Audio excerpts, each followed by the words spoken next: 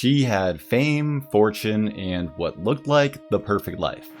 Then, on April 3rd, 2022, a frantic 911 call came from her luxury Miami apartment. Inside, police found a young man dying from a single stab wound to the chest. His girlfriend, one of the internet's biggest stars, admitted she was the one that stabbed him, but she says it was self-defense. At first, the explanation seemed plausible, even likely, but then investigators uncovered surveillance footage, disturbing secret recordings, and forensic evidence that made everyone wonder what really happened inside that apartment. This is the disturbing story of Courtney Clenney. We'll go through it all, and at the end, I'll give you the surprising 2026 update. If you enjoyed the video, please consider clicking like and subscribe, and with that said, let's jump right in. On the afternoon of April 3rd, 2022, a 911 call from a hysterical Courtney Clenney shattered the peace at One Paraiso, an exclusive Miami condominium. Ma'am, listen to me. You need to stop screaming on the line and give me the address. I can't feel my arm. 3101. I can't feel my arm. What, ma'am? So my boyfriend is dying of a stab. Ma'am, what is the address? What's the address? 3131. 3131 Northeast 7 times. Please, God, please. Come see my boyfriend. Baby, I'm so sorry, baby. Police arrived to find a horrific scene. Clenney was, in their words, drenched in blood, while her 27-year-old boyfriend, Christian Obumseli, lay on the floor with a fatal stab wound to his chest. Body cam captured the first chaotic moments. Clenney, handcuffed and covered in blood, was begging police to help him. Sit down. He's not dead, is he?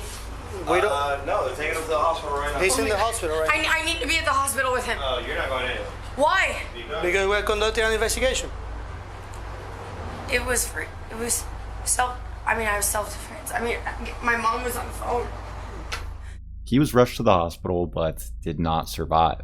From the start, Clenney's story was self-defense. She told investigators Obumseli had become physical during an argument, grabbing her by the throat and throwing her to the floor. Fearing for her life, she grabbed a kitchen knife and threw it at him from about 10 feet away.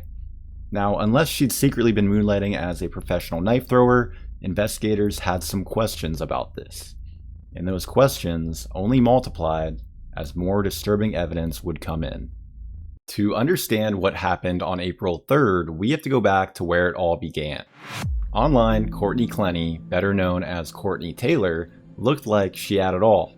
Nearly 2 million followers, a widely successful OnlyFans career, luxury vacations, the kind of life most people only ever see through a phone screen.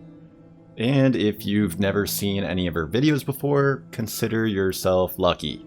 Anyway, what I was saying was, my nails, bruh. She certainly wasn't what you would call low-key. Christian Obumseli couldn't have seemed more different. Friends described the 27-year-old Texas native as calm, polite, and easygoing. He had a successful career in cryptocurrency and, by all appearances, the couple had built a life most people would envy. When they started dating in late 2020, their social media painted the picture of the perfect relationship. Smiling selfies, exotic vacations, expensive restaurants. If there were problems, they certainly weren't posting about them. But behind the perfectly filtered photos, the relationship was beginning to unravel. Neighbors would later describe constant screaming matches echoing through the apartment. Police responded multiple times to domestic disturbance calls. Safe to say, the neighbors weren't leaving many 5-star reviews. In July 2021, Clenney was even arrested in Las Vegas after an alleged domestic incident involving Christian. The investigation showed that you threw a glass at him, and that in this state is considered battery. And since you two are in a relationship, that is considered battery of domestic violence. It's a mandatory arrest. Okay, there's a lot that I didn't say because I didn't want him to get in trouble. Like grabbing me and pushing me down. Okay, so like I said, we already went over this. I'm just explaining to you what's going to happen. Anything else that you tell me, I'll be happy to put it on the report. May I at least get a hug from my boyfriend before? He's already gone. Gone where? He already left the building. Is this like a overnight ordeal? 12-hour hold. 12-hour hold? Okay, there's a lot that happened that I didn't say anything because I don't want my boyfriend to get in trouble. I don't need to, please, I just want to get home. I'll be happy to put her on the report. Despite all of this, the two stayed together. Friends reportedly urged them to separate, but they kept finding their way back to each other. Whatever was happening behind closed doors, neither seemed willing or perhaps able to walk away. It was clear this wasn't an ordinary relationship. The question was, who was abusing who?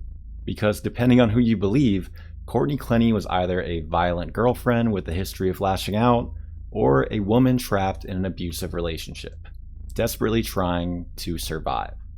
And as investigators began piecing together what life inside that relationship really looked like, they uncovered evidence that would become central to the case. The first clue came from security cameras. It was silent elevator footage from 2 months before the stabbing. It shows Clenney repeatedly striking Obumseli. He appears to be trying to de-escalate the conflict by not fighting back. He pushes her away, trying to fend off her blows. Investigators believed this changed how they viewed the relationship.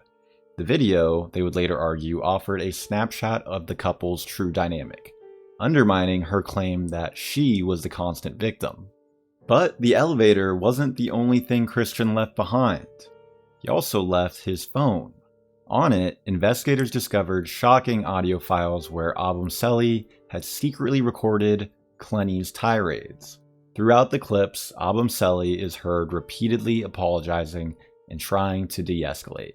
I am so sorry. So shut up and let me f***ing slap you, dumbass. No, you're not gonna slap me. Give me my phone. You have your phone. I don't have it anymore. Find it and f***ing charge it. What? Find it and charge it. I'm sorry. I don't care. Find it and charge it.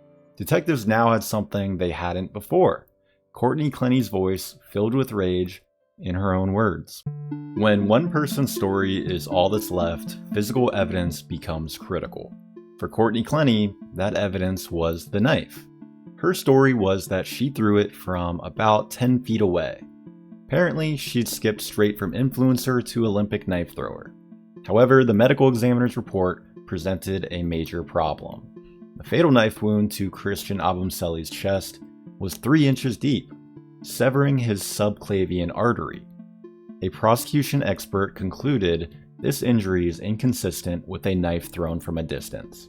They argued a thrown knife simply lacks the force and downward angle to cause such a deep, fatal wound. This suggested a much closer, more deliberate attack. For months after Christian Obumseli's death, Courtney Clenney remained free while investigators continued examining the evidence. Then, on August 10th, 2022, everything changed. The Instagram model accused of fatally stabbing her boyfriend at their Miami apartment went before a judge. She was arrested this week in Hawaii 4 months after the incident.